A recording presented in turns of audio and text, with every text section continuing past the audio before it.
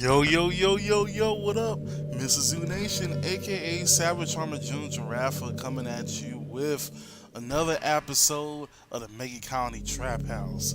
So, today I got a few topics. The main topic I'm going to be talking about is my honest opinion on both premium format and standard format as it stands right now. I want to actually get super in depth into it because obviously we still have this thing of, oh, premium is trash. Nobody's gonna be playing premium.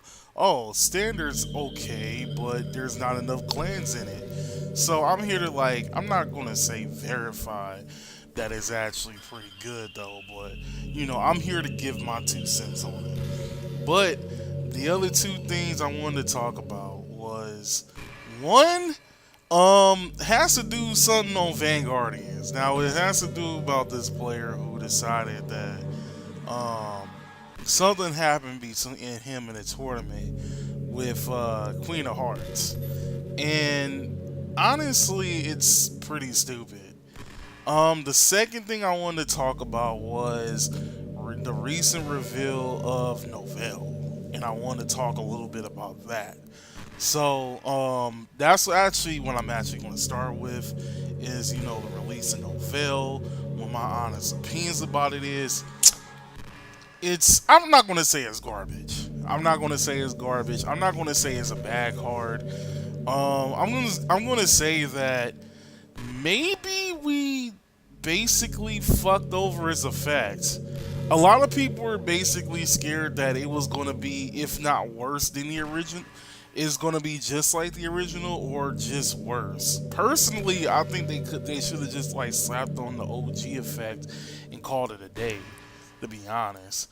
But nah, they decided to change the effect a little bit, and personally, I think that despite that the effect is actually pretty good in some cases, I do feel like that they made it slower than it should have been. So basically, the effect is, I'm about to pull it up right now. Where is it? Where is it? Where is it? Where is it? Okay, so the effect of Transcendent Dragon, Dragonic Novelle, Vague, Vogue, or however the fuck you want to say it. Of course he gets a force marker. Because if they didn't get a force marker, nobody won't be using this fucking card no matter how good it was.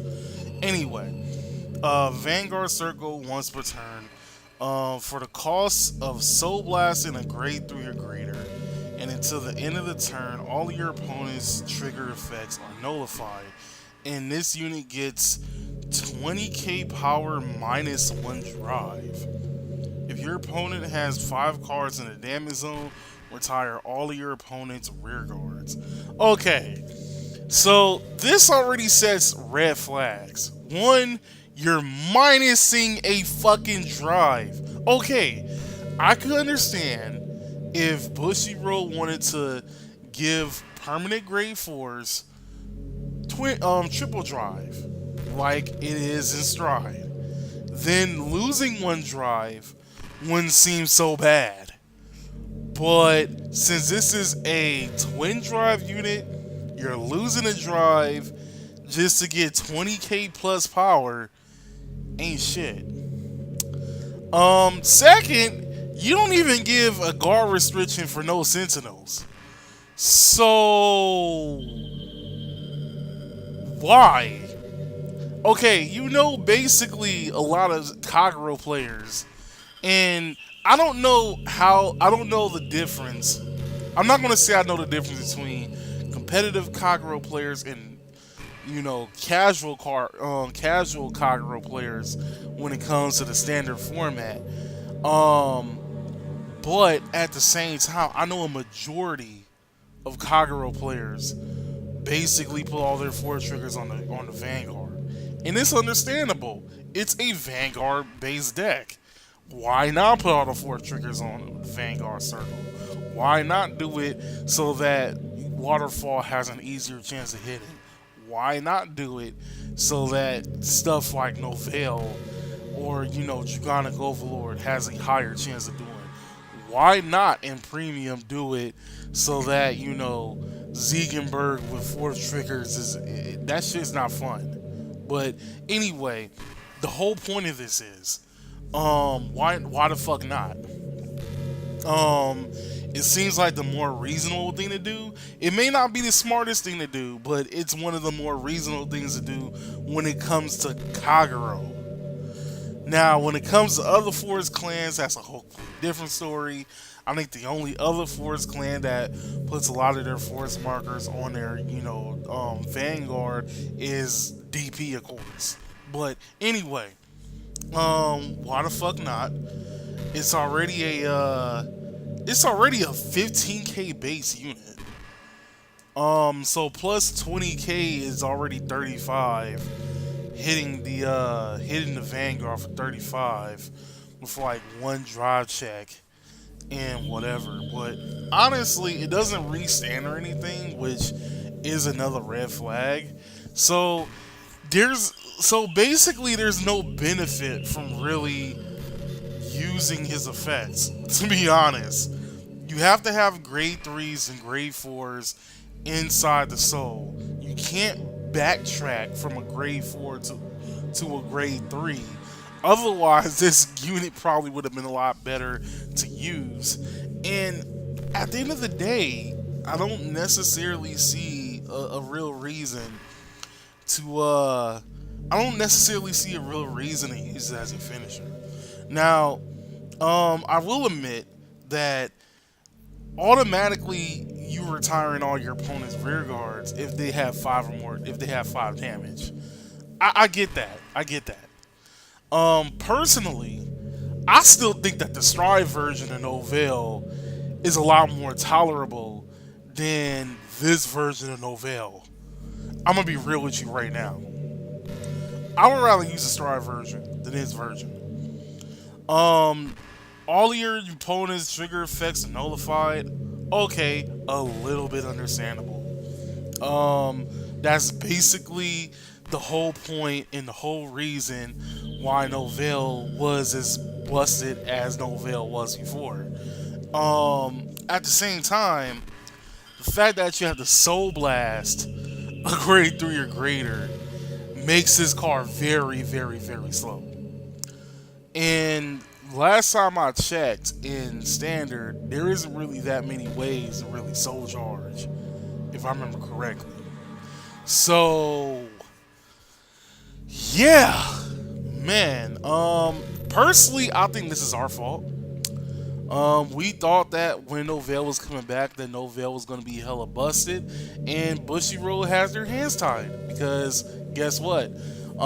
If we're at a point in Vanguard where if a card if a card is like a main card, if it's like a main grade 3 or whatever, and the effect is bad, people complain about it.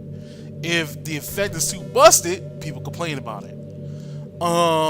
That way, but they get less complaints if it's the effect of his trash. Because let's be real, the only people who are going to be complaining about the effects is the people who are using said clan. A prime example is looking at Phantom Blaster Dragon.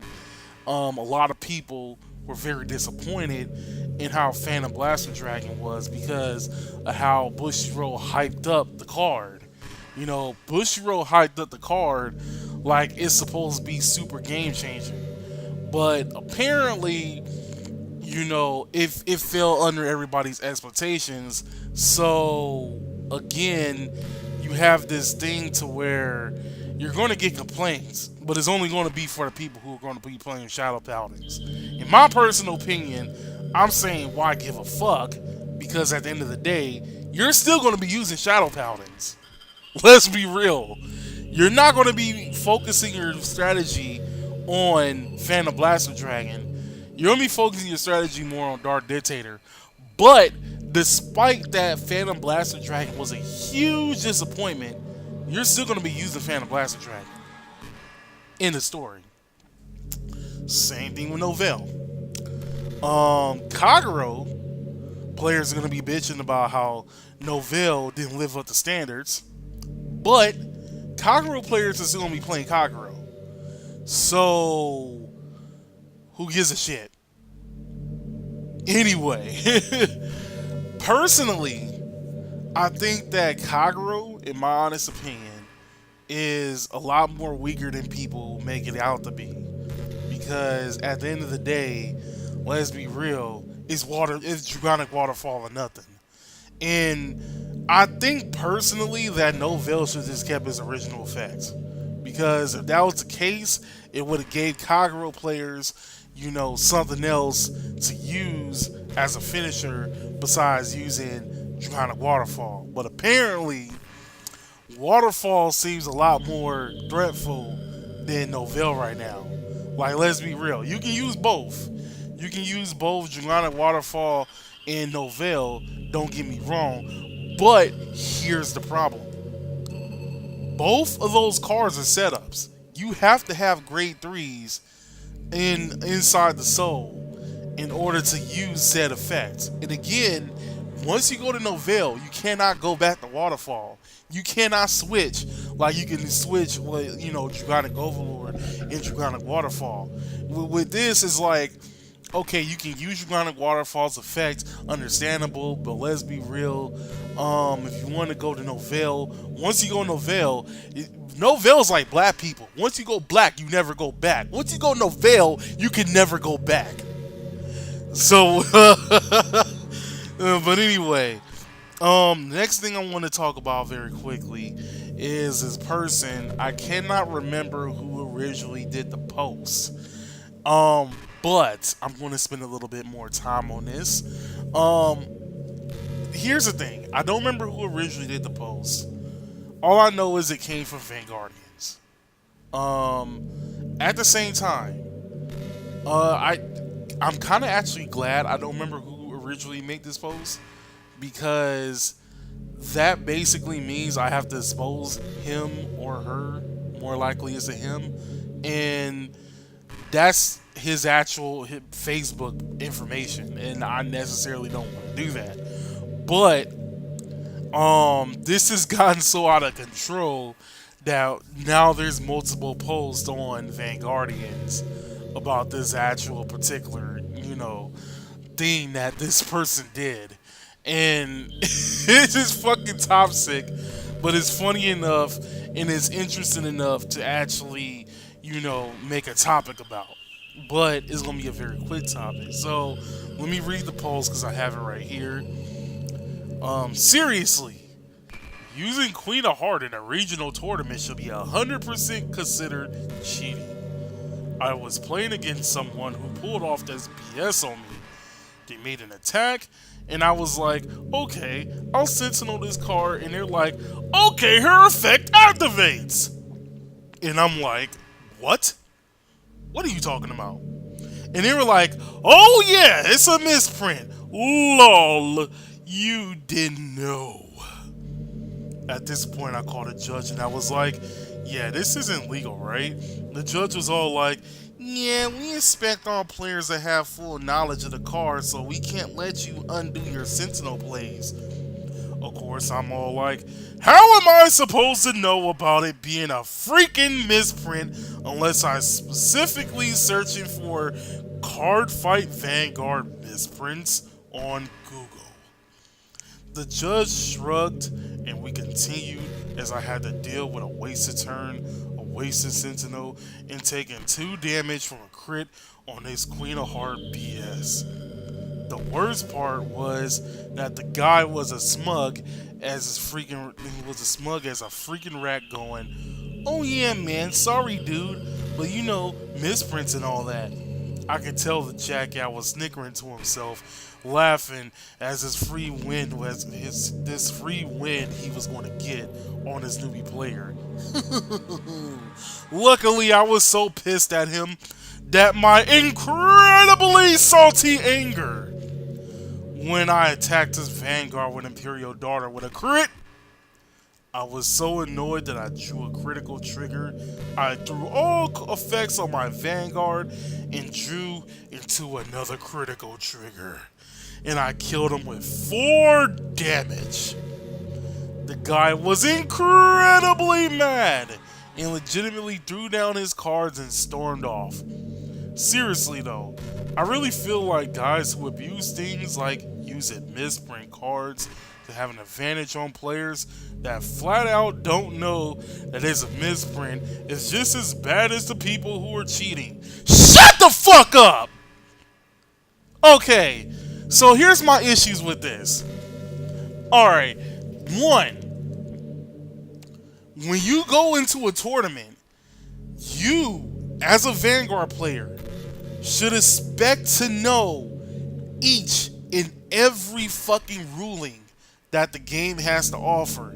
You have to know each and every misprint that goes in to this fucking game. There is a legitimate, not one, there's legitimate websites, legitimate pages dedicated to talking about errata cards. Vanguard is the type of site to know if something got errata, it's going to be on the fucking page. Somebody's going to make a post about it. Somebody in that page is not only going to make a post about it, they are also going to be making updates on the errata page.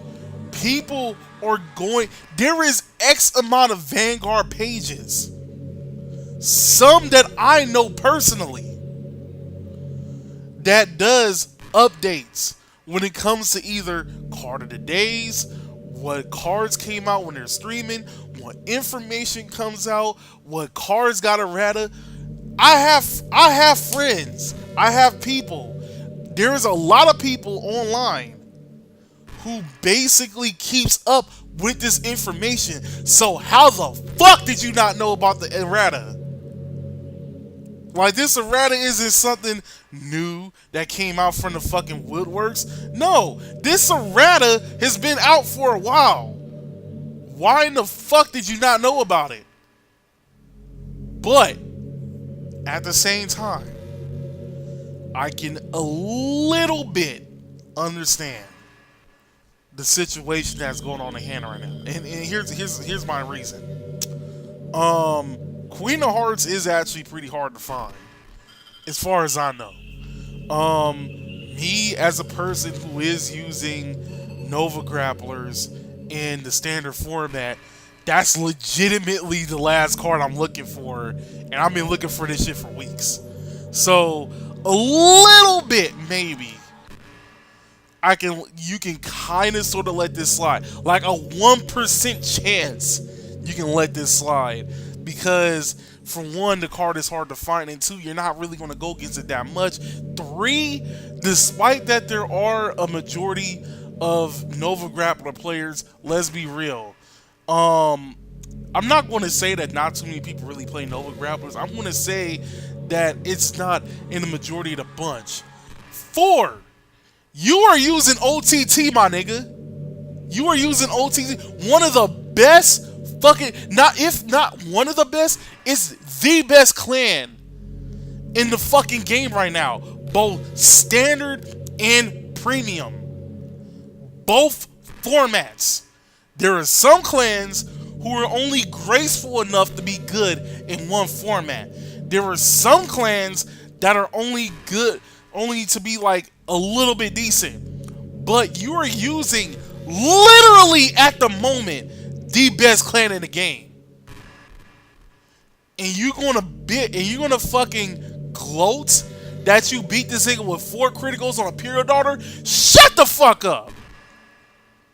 You get no pity from me. And I'm not saying that, oh, if you use like the best clan in the game, you know, you're not really, you know, skillful enough, you don't have no right to complain. But come the fuck on. You mean to tell me, would you still put this in? Would you still put, like, let's say you get 4, you deal 4 damage to him, and he survives on a heal trigger, and he comes out the woodworks and whoops your ass next turn. Are you gonna still put it in there? No, bitch. You're not gonna put it in there because you would have fucking lost. But nah, just because you won the game with 4 crits, oh, I gotta put that in there, but I'm gonna still complain about the fucking card. Shut the fuck up. Grow some balls. That's all I gotta say. Again, when you go into a tournament, you're expected to know every card that's errata. You're expected to know every single rules about the game. I don't understand. Now, this basically all comes down to one thing, and I will admit it is a misprint, so I technically can't really say this, but read your motherfucking cards. At the same time, I can't necessarily say that because it is a misprint. So I guess in this particular case, it doesn't matter too much, but it still goes by. Of reading a errata card is basically still reading your motherfucking cards. That's all I gotta say. Oh my god. But anyway, after that, I'm just basically going a little bit about what I think about each format, because apparently people are still talking about, yo, premium format is only going to be good when every single clan gets their triggers. Every single standard is only going to become decent once every clan is in standard. Even though personally I don't think it's going to happen, because let's be real, we haven't even got the third set from Token Rambo. What makes you think that Token Rambo is going to legitimately be playable in standard format? I don't think it's going to happen. Now, I might not know this. Like, eventually, maybe sometime next year, Bushiroad might actually have something about Token Rambo. But apparently, it doesn't look like that Token Rambo is coming to standard at any given time. So I'm just going to say that as of the last set that's going to be that was announced, we're going to have every single clan in the game. By the time that set comes out, every playable clan is going to be playable in standard. And I guess like after that, maybe give it a month or so to see if it's still balanced or not. I mean, right now my only gripe is that like before every clan comes into standard, there's going to be a few clans that's getting like, what is it? More support, round 2 support. By the time all the clans come in, Royal Paladins, Kagero, Murakumo, Shadow Paladins, Dark Irregulars, and Pale Moon, they're going to have their second wave of support. Everything else is just going to be still on wave 1 support. But at the same time, I don't think it's, unless there's something that comes out in that in the set where they get their second wave of support. At the moment, I don't think there's really that much of a problem. I don't think it's that much of an issue. Right now, I'm pretty glad on how standard is right now. We got like in the TCG we got 10 clans. In the OCG we got about 14. In Japan there's 14 because, let's be real, they got the AL4 set. So of course they're going to have like a couple of months over us. So that's understandable. Us at the same time, we only got like up to, well, actually until Friday. Which Friday is like what? That's when they come out with the Shadow Paladin set. But when it comes to, I mean, we'll basically have like 11 technically. We'll have like 10 and a half, because we won't have full shadows, but we'll have Shadow Paladins to play in a standard format. Now, let's be real, we only have like 10 clans, and out of those 10 clans, we're not doing too bad. I mean, OTT is still like topping against everybody, but it's beatable. You're not always going to see OTT, as like the #1 clan that actually, tops everything. You're not going to go to like, let's say, out of 5 tournaments, you're probably going to see like 1 OTT make first place. Every other one, you're gonna see Kagero make first place. You're gonna see like Tachikaze make first place. You're gonna see like Aquaforce make first place. You're gonna see Grand Blue make first place, Dimension Police. I mean, basically, the game is in a state where every single clan at this particular moment could make first place. Of course, you have, again, going back to OTT, going back to, Dimension. Basically, you have like the meta clans that has a higher win rate. Understandable. However, you still have all of the other clans that are in the set that, despite that they don't have a huge win rate, they still have a higher chance of winning. Let's be real. 2 years ago, who would have ever thought in their right mind that Tachikaze would be like a threat? Who in their right mind would have thought that Spike Brothers would have been a threat? Who in their right mind would have thought that basically, will be another prime example. Who would have thought that anything that wasn't Gear Chronicle would have been a fucking threat? And yeah, I know it's a little bit of a low blow met because Gear Chronicle isn't a standard right now, but still, we've had like one of the most diverse formats that we had in a long time. And this is all thanks to the reboot, which originally a lot of people were talking about that should have never happened. The one thing that should never happen was actually the right choice. When it comes to premium, understand that like the trigger difference between 10k triggers and 5k triggers, it's a bad thing. Understand. However, at the same time, there is some clans could get away with not having the 10k triggers and actually doing damage to clans who actually has the 10k triggers. I mean, right now, looking at what is it, Gear Chronicle, looking at Bermuda Triangle, those are two clans that are a prime example of, at the moment, they don't have 10k triggers, but they're just as dangerous as the clans that does. And while although you can't necessarily play competitively with every single clan right now in premium format is still worth playing. I mean, again, the same clans that are doing damage in standard format are doing damage in premium format. The only difference is you still have Gear Chronicles in the mix. You still have Bermuda Triangle in the mix. You still have Gize decks in the mix.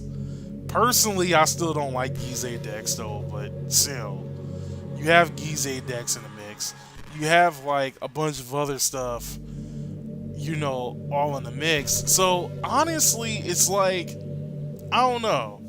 You have, again, a lot more diverse options in who's winning tournaments compared to how it was a few months ago before the reboot, compared to a few months ago where it was basically, power creep central, in my personal opinion, and I think I did mention this before in another video, I feel like after, what was it? I feel like after, Demonic Averin,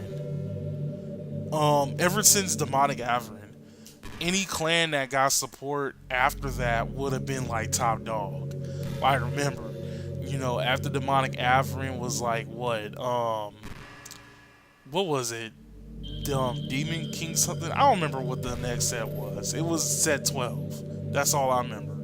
Set 12, that's when OTT came back in business. And you seen how long that lasted. That lasted for about a couple of sets. It was like, oh yeah, we're coming out with Lean Joker support.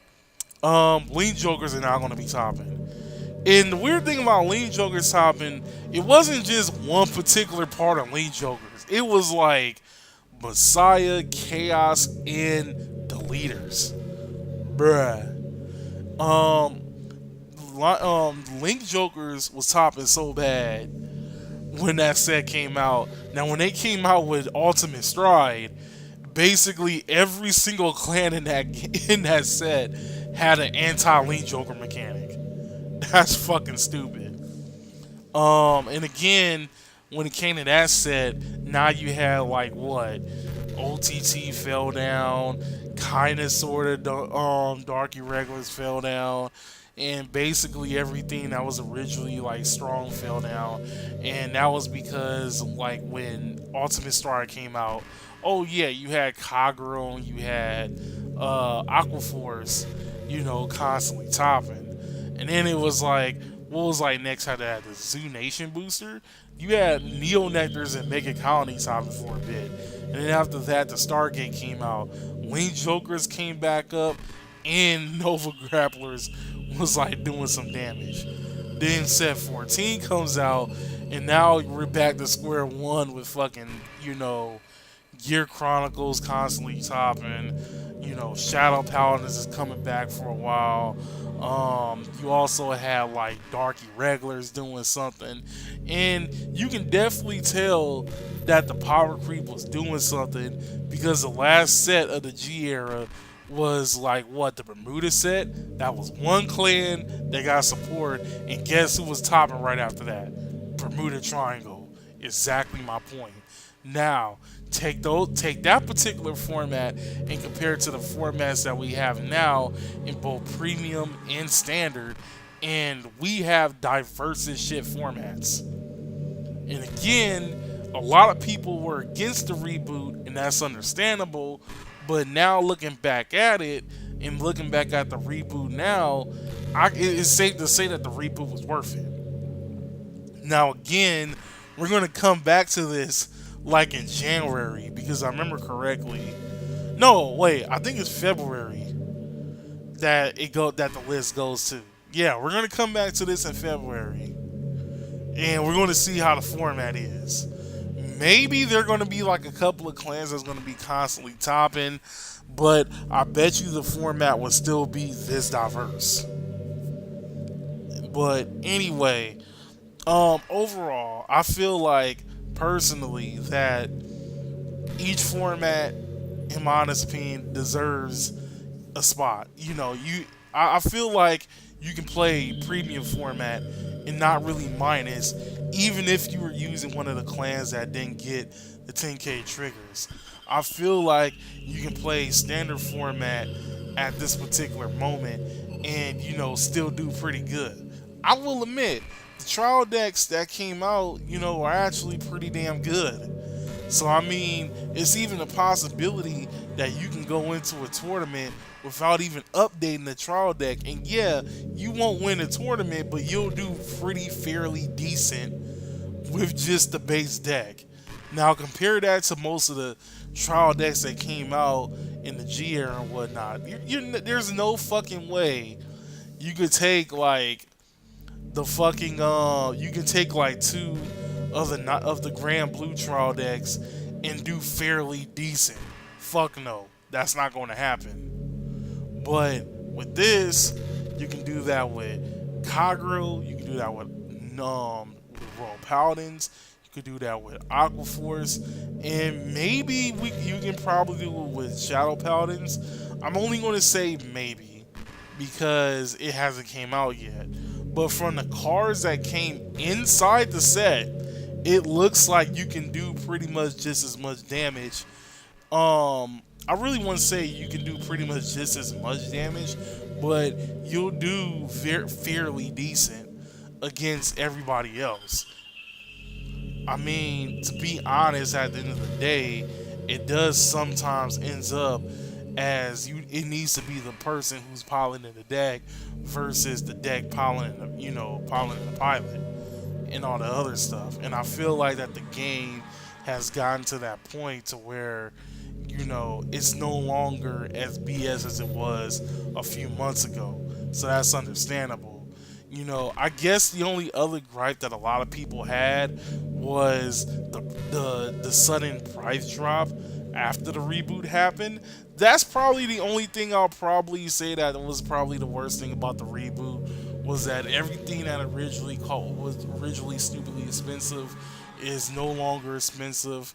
A lot of decks, a lot of decks dropped in price, so that's understandable. At the same time, nobody's really buying premium decks like they used to be, so that is another issue. But at the same time, I feel like the only reason why that's happening is because everybody is still being a salty little bitch and basically talking about, oh, my deck no longer has value. There's no point of playing premium format. Get off your ass and play premium format. Just because your deck lost value doesn't necessarily mean that it's weak. Just because it lost value doesn't necessarily mean that you can't use the fucking deck that you wanted. I mean, okay, I'll give you that. You're not going to make your money back. So that is an issue. But let's be real. One of the things I was getting tired of was there was way too many decks that were in the format that cost tournament ready base decks priced and didn't live up to it. Basically, what I'm saying is, if I want to build another clan, and I have to pay the same price for that clan or the same price for that deck, and as much as a competitive deck, I don't think that's really worth it. I'm sorry, I don't think that's worth it. There was way too many decks in the game that cost just as much as a competitive deck, and the price wasn't fucking worth it. And the worst thing about it is, it was hard getting people into the game. How am I supposed, if I wanted to get more people into Vanguard, how am I to convince somebody to spend $300+ on a deck, knowing that it's a possibility that they may or may not like the game? That's stupid to me. There was hardly any decks in the game that you can build for a reasonable price, especially for somebody who was just starting out. And even if even if they were to like build like trial decks, it still really wasn't worth it at the end of the day. You got like what, 52 cards per trial deck, and you had to buy 2 of them, which means you got like 104 cards. But let's be real, out of those 104 cards, how many of them would show up in the final product of the deck? Not too many. I will admit, it started getting less and less of that, as like time went by. But let's be real. Going back to Grand Blue, what cards besides Night Rose and Negro Lazy that you weren't really using? So that also comes to mind, in my honest opinion. Outside of that, it was like, I don't know. There wasn't really too many cards. There really wasn't too many decks that cost under $100 that you can use in a competitive setting. And it's like, yeah, don't get me wrong. There was a lot of decks that you can build for under $100, but let's be real. What I'm mainly talking about is in a competitive setting. I can build a fucking deck based off of one of like, what's his face, one of the right chains. Let's say, for a prime example, I can base it off of Special Dude Dragon. But let's be real, in the format that Vanguard was currently in, how good is Special Dude Dragon going to do? How good is Special Dude Dragon going to do against ZTB? How good is Special Dude Dragon going to do against Shaharad? How good is Special Dude Dragon going to do against Coral? Or, basically Harmony in general? How good was that deck going to do against Nubatama? Especially Nubatama. It wasn't going to do that good. I mean, at the end of the day, yeah, I got somebody a deck that was cheap, but what's the point if it's just going to get steamrolled over the typical decks that are playing in the game? And yeah, I understand. It basically gives the person who is going into the game, a chance of saying, yo, you have to upgrade your deck and whatnot. But that's pretty hard to do because guess what? You need something to play in the game just so that you don't get completely fucked over. And if you're getting completely fucked over and ran over by a deck because it's not that valuable or it's not that good, then what's the point of giving them said deck? I don't understand. So basically, I was all, even if it meant putting all the decks I originally high price on a lower price, I was still up for the fucking for the reboot. So that's understandable. But outside of that, I feel like overall, if you hate premium, try premium. If you hate standard, try standard. I understand that there's some people waiting for their clan to get, said support, but let's be real. You have other stuff to play.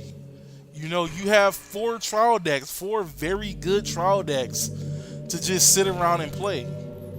If you don't really want to spend too much money on a clan that's not yours, that's understandable. I had to do the same thing before waiting for my Megacolony support. I know I didn't have to wait that long for it, but until I got Megacolony, I was a Nova Grappler player in Standard.